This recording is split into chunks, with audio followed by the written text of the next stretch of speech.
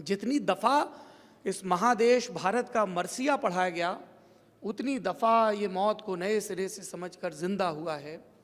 और ऐसे देश में पढ़ने पढ़ाने का कल्चर कैसे हो, क्योंकि हम जिस जनरेशन में पैदा हुए हैं उस जनरेशन में हमारे ऊपर सिर्फ वायुमंडल का दबाव नहीं है, बहुत सारे दबाव हैं। ब्रो, आपका इंस्टा पे अकाउंट है क्या? है तो कितने लोग फॉलो करते हैं? और जो तुमने लास्ट रील डाली उस पर दिल का गोलू कितने लोगों ने बनाया? कौन कौन से सेलिब्रिटीज़ हैं जिनको तुम फर्स्ट नेम पर जानते हो? तुम जो कपड़े पहन रहे हो उसमें चिप्पी कौन सी लगी हुई है? हैं?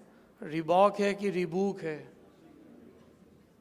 तो इन सब दबावों के बीच जब कोई कह देता है कि साहब पढ़ना बड़ा ज़रूरी है, तो वो उस किस्म की वैधानिक चेतावनी की तरह लगता है जो शराब, सिगरेट और सार्वजनिक दीवारों पर पेशाब करने वालों के खिलाफ लिखी रहती है।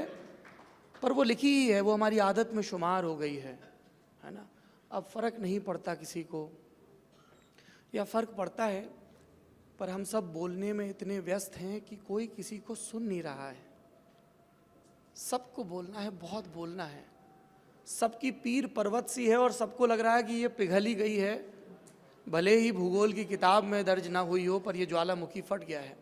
सबकी अपनी तकलीफ़ें हैं, सबके अपने गुस्से हैं, अपने माता पिता से, दोस्तों से, अपने आप से। जी करता है कि ये आईना आईना ना होकर कोई जादुई फ़िल्टर हो जो बाज़ार ने और समाज ने मेरे रंग रूप को लेकर तमाम चीज़ें बताई हैं उनको दुरुस्त कर दे, पर वो कमबख्त आईना भी नहीं मिलता है।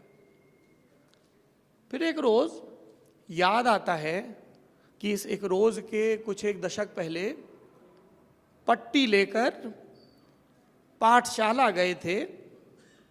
खड़िया से खेलने पर वहाँ कोई डांटता नहीं था और माँ का सिखाया सबक खूब काम आ रहा था। एक चूल्हा, दूसरा चूल्हा, एक लेटा डंडा, एक खड़ा डंडा और एक छत, बन गया आ। कितनी अद्भुत चीज़ थी ये कि आपने लकीरें खींची हैं और उन लकीरों को समझाने के लिए आपको अलग से जतन नहीं करना है, और उन लकीरों को कोई फ़र्क नहीं पड़ता है कि तुम्हारा कुल, गोत्र, जेंडर, भाषा क्या है, तुम जेवियर्स के पढ़े हो कि ज्वाला देवी मेमोरियल के पढ़े हो, कोई फ़र्क नहीं पड़ता। और ये जो पढ़ने का शऊर आ गया फिर धीमे धीमे, तो हम लोग पढ़ने लगे किताबें। पर जैसे ही किताबें पढ़ने लगे और मौज आने लगी, तुरंत हमारी मौज के दुश्मन आए और बोले बेटा बोर्ड आ रहा है ना। मतलब जो ये बोल रहे थे उनसे कभी पूछ लिया करो, अंकल जी आपके कितने आए थे?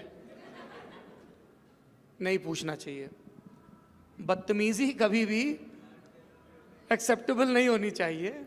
तुम्हारे भले के लिए कह रहे होंगे, और वैसे भी कौन सा तुम उनके कहने पे पढ़ ही लोगे, पर पढ़ो।